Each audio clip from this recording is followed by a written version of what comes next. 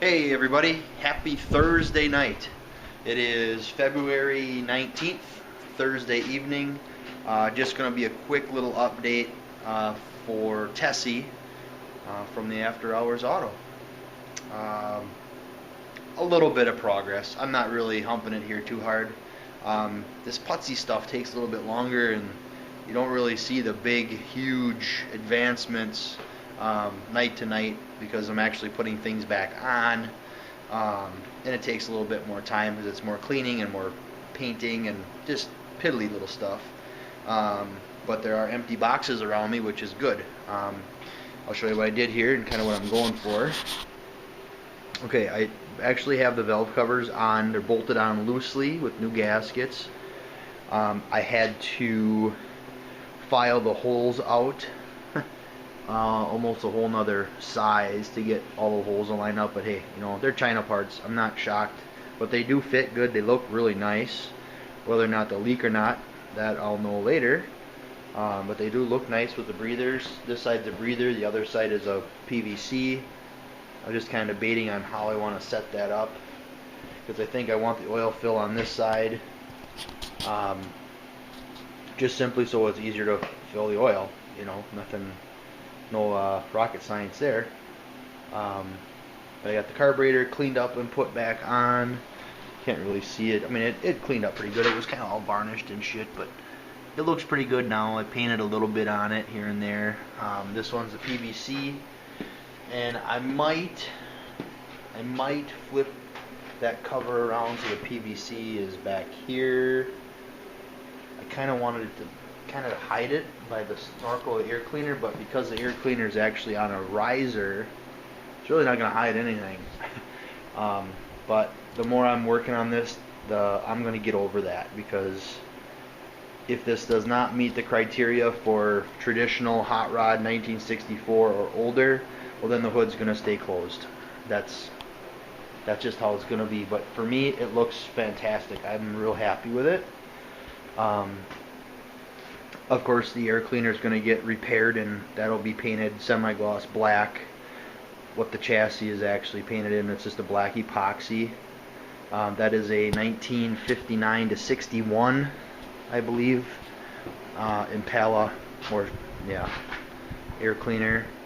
It needs a little bit of straightening here in the end, but it's not bad. It's been bead blasted. I need to just get it cleaned up and paint it, basically. And if I would ever get lucky enough to find a chrome one like that, I'd put a chrome one on, but black is going to be what it is. I did find the original, or an original Tri-5 Chevy straight out 45-degree angle water neck, new thermostat. I don't have the gasket in there, it's just sitting there. I painted that tonight and needed a safe place to keep it, so I just set it on there, put new bolts in. Also got the new water pump. I cleaned up the original water neck. I have to put in that plug, but I am out of Teflon tape, so I didn't do that. And then I'll paint that, of course, orange, and put that on. And then that's, other than the manifold, exhaust manifolds, that's pretty much the last major piece, the last orange piece anyways, that's going to go on the engine. It looks pretty nice. I'm real happy with it.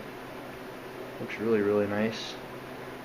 There's a bunch of stuff on the carburetor that I'm unsure of where it goes, and right now I'm not really going to worry about it. I know there's a vacuum hose, obviously, for the vacuum advance, but some of this other stuff I'm not quite so sure. I figured out this is the vacuum port for the kickdown and the line. I got to clean that up yet and put new rubber on the ends. New distributor cap, obviously, but I'm going to wait for that until I absolutely need it, because who knows, it might get broke or corrode, because this isn't going to be on the road anytime real soon. What else for progress? Not a whole heck of a lot. Oh, I've got the frame all leveled. blocked up as it needs to be leveled, so I can start messing with pinion angle and drive shaft stuff. So that step is done. Yeah, but not a whole heck of a lot going on, really. My dipstick tube for the transmission, that idea did not work out. I originally was going to shorten the dipstick tube that came with the transmission, which is out of a van, and there's just too many different curves in it, and I can't get it to go tight enough to the back of the head. So I'm just gonna wait and find a correct one for it, and it's not a big deal either, so whatever. I'm going to a swap meet this weekend on Sunday with my father-in-law and probably my brother-in-law in West Bend, Wisconsin, which is kind of down like the Racine, Milwaukee area, I think. Never been to it. The closest we've ever been to that would be the Jefferson Fall and Spring Show, which is closer to Madison. I'm hoping there'll be some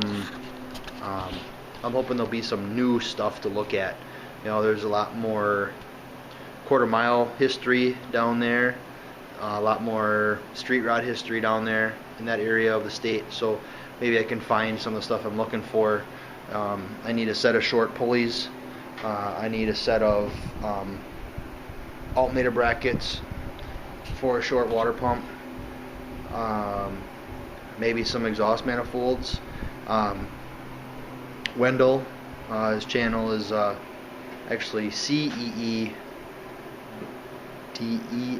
I think. I'm sorry if I butchered that. But Wendell has been really helpful with some questions I had on the exhaust manifolds. He's got a beautiful, beautiful, beautiful 57 Bel Air that's just awesome. And he actually, instead of running headers, he actually has the original ram horn style manifolds off a Corvette with the 2.5-inch drops. And that's kind of what I'm going to go for, I guess. I really would love to put headers on this, but I really have my doubts. And without spending like $600 to get a really, really good set that won't leak, I think I'm going to start with manifolds. I can always add headers later if I come into a deal, I guess. I don't know. I guess I'm still a little torn on that. Still waiting for my idler arm. I ordered that from Amazon, and that was a mistake. The price was right, but I didn't really want to wait this long for it. But I guess it's not that big of a deal either. So, anywho, my next step, I guess, is going to be get the water pump taken care of and on, and finish up the thermostat housing. And I'm gonna wait on the air cleaner until I'm doing some body work and epoxy on some other stuff. I'm not gonna do that special, I don't think. Maybe I will, but getting stuff done, you know, a little bit at a time here. So I'm happy with tonight's progress, and maybe I'll try and take some time and do some cleaning in the shop again this weekend and put some stuff in storage that I'm no longer in need of, you know, like some of the old engine parts and just some miscellaneous stuff that's kind of plugging my way, you know, or just hang out for a while. But yeah, so that's about it. I got lots to do, no doubt. I mean, I got a fuel line to put on, I got vacuum lines to put on, but I kind of want to put the water pump on first, just so I'm not fighting with the fuel line, because it's a hard line, obviously. So yeah, always something. But it was nice to get out here, because I probably won't get out here again this weekend and not do any work. Probably just be like bullshit session to come out and, you know, park on some stools and drink beer and tell stories, whatever. So, alright, just a quick update. Like I said, ended up not being quite so quick. But thanks again for watching, everybody. Appreciate the comments. And yeah, we'll catch you next time. Have a great weekend. See ya.